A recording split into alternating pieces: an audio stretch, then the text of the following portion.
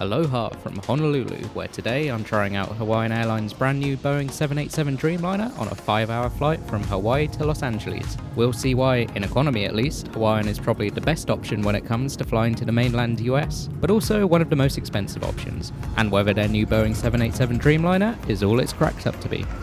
We arrived at Honolulu Airport's Terminal 1, where the check-in hall is almost entirely self-service machines, and it seems to be exclusively used by Hawaiian Airlines too, with other airlines using the slightly newer Terminal 2 and 3.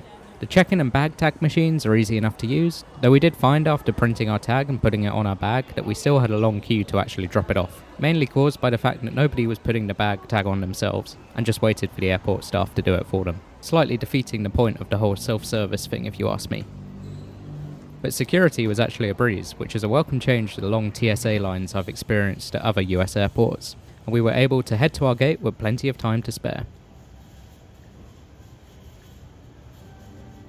Also, unless you've been living under a rock, you may have heard of the recent Hawaiian and Alaska Airlines merger. Quite a good merger in my opinion, and not just because their liveries are so similar. They'll safely be the 5th largest airline in the US following the failed JetBlue Spirit merger, and their route network on the US West Coast is probably now the best of any airline. Plus, as Alaska are already a Oneworld member, Hawaiian will soon be following suit, so paired with American Airlines, that now means the Oneworld Alliance will have an even stronger presence in North America. Which is fine by me, as Oneworld is my alliance of choice. Also, whilst this airport feels a bit dated, it does have a few things going for it. First of all, it's great for plane spotting, with planes both big and small from all over the US and Asia, including the rare Boeing 717, which are a dying breed these days. In fact, as of 2025, Hawaiian and Delta are the only airlines in the world that still operate regular flights with it. Another thing I like about this airport is that it has a lot of outdoor space, and to move between the terminal buildings, you walk along these outdoor covered walkways, and since the weather is so nice, but not oppressively hot like some tropical islands, it actually makes for quite a pleasant experience. And from security to our gate C9, it was about a 10-minute walk, but that includes stops along the way to take a few pictures.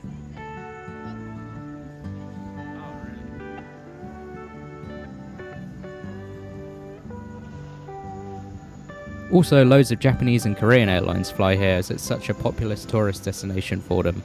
We got to see one of the ANA flying Honu A380s, one of 3 that ANA use exclusively to fly to Honolulu, and Honu means turtle in Hawaiian in case you're wondering why it's painted like a turtle.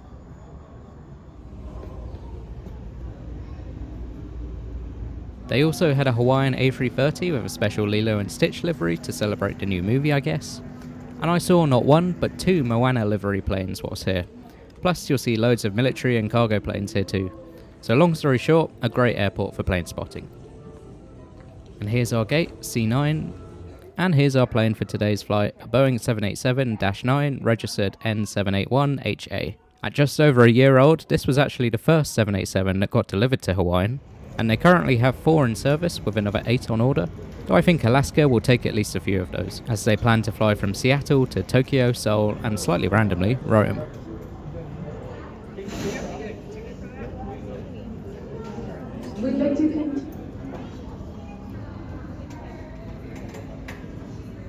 So before we board, here are the stats and route for today's flight.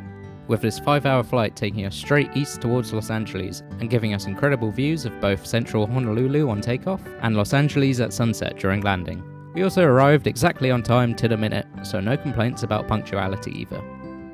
And here we have the seat map for this 787, with 34 lay-flat business seats up front and 266 economy seats spread across 2 cabins. I paid $39 extra for seat 34A, which as you'll see in a moment, is one of the best seats as it's an exit row with a twist. Though regular seats are pretty good too, with 31 inches of seat pitch, 12-inch TV screens, and both USB-C and A charging ports.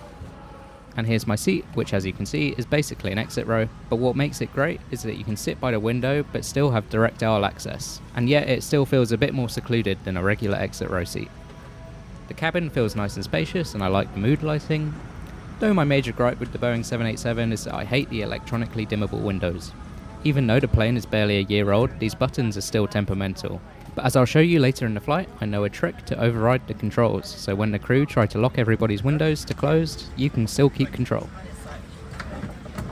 And as it's an exit row, of course the TV and tray table pop out from the armrest.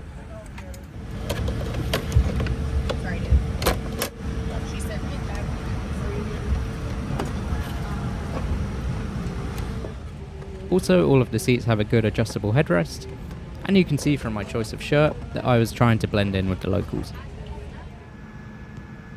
Soon enough it was time to push back, and it was actually a pretty long taxi to the runway, taking about 15 minutes. And sitting on the left side of the plane, I got an amazing view of downtown Honolulu, Waikiki, and the island of Oahu. So stay tuned for probably one of the most impressive takeoffs I've featured on this channel, starting at the 6 minutes 15 seconds mark in this video. The safety video was also quite charming, with lots of Hawaiian cultural stuff going on, and it had subtitles in Hawaiian too. Please note that exits on this aircraft utilize this green symbol. This green symbol with arrow indicates the direction to the exits.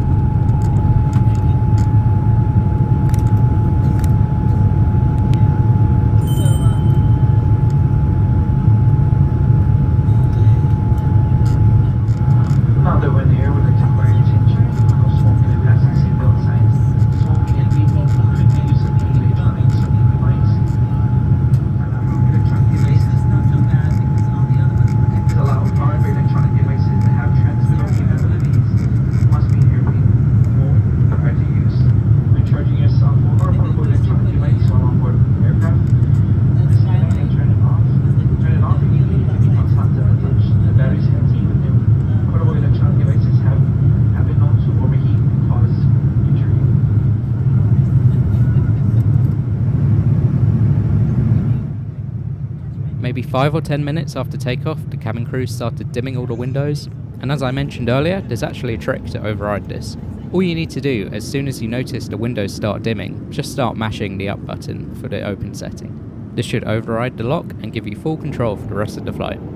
It worked for me, though I did still keep it slightly dimmed most of the flight just so it wasn't too obvious, undimming occasionally to take a video. A little bit later, the meal service started, and it was just a pepperoni pizza pocket thing, so not exactly impressive, but it's better than nothing, and importantly, better than United, who just hand out small snacks on this same route. They also have a good selection of free drinks, including the Kaloa rum punch, and if there's one thing you should know about Freddy's flight reviews, it's that I never say no to a rum punch. Later in the flight, they also handed out these Aloha Macs, basically just milk chocolate with some macadamia nuts in. But it's a nice snack and very popular souvenir in Hawaii, so good to see them embracing the Hawaiian vibe.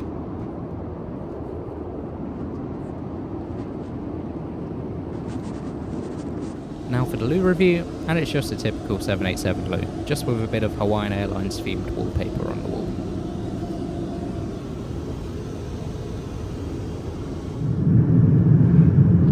And now for a quick overview of the in-flight entertainment system.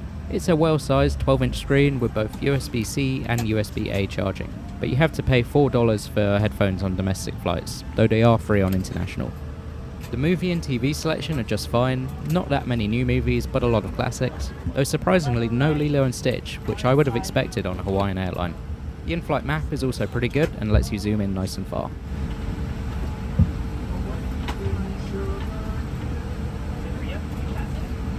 And it has a surprisingly good selection of games, from the usual stuff like Bejeweled and 2048, to the more unique stuff like this golf game that I sucked at.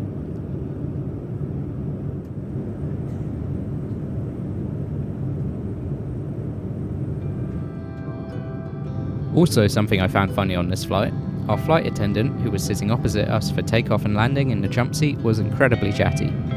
During takeoff, it was actually quite interesting as she was talking about her 30-year career and what she thought about the Alaska merger and the A330 versus 787 debate. But during the landing, she pivoted and talked about her experience with UFOs and how she and many other flight attendants have seen them. And then she started talking about spirituality and how the aliens have visited her dreams and stuff, and after that it all got a bit confusing and I plugged my headphones in. But she talked about it for a solid 20 minutes as we circled around LA, and also a testament to how quiet the Boeing 787 is. Even with my headphones in listening to a podcast, I could still hear everything she said. So yep, that was an experience, and I won't weigh in on the whole UFO debate, but it was impressive just how much of her personal life she was willing to share with a cabin full of strangers.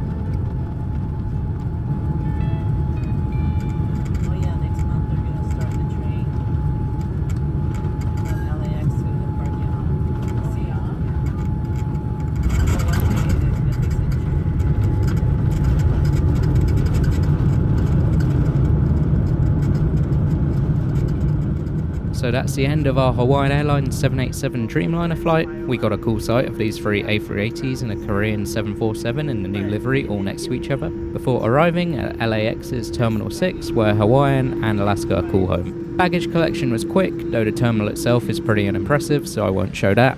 But overall, I highly enjoyed this Hawaiian Airlines flight. The new 787 economy cabin is pretty good, especially for domestic flights. Comparing it to international long-haul airlines, it is slightly less impressive, but still decent, and still a bit better than the United 777 I took from San Francisco to Honolulu. Honolulu Airport is also probably my favourite US airport I've visited so far. So thanks to all that, I'm giving Hawaiian Airlines a 7 out of 10 on my airline tier list, where I rate every airline I've flown on this channel so far, and I'm excited to see what the future holds for them following the Alaska Airlines merger. Now for my next video, I'll be reviewing a United Airlines 737-900 from Las Vegas to San Francisco, and after that I'll be reviewing the Royal Hawaiian Hotel in Waikiki. So stay tuned for that and more, including reviews of Virgin Atlantic's Airbus A350 Economy and the Mandalay Bay Hotel in Las Vegas. Like and subscribe if you enjoyed this video and want to see more, and thanks for watching and goodbye.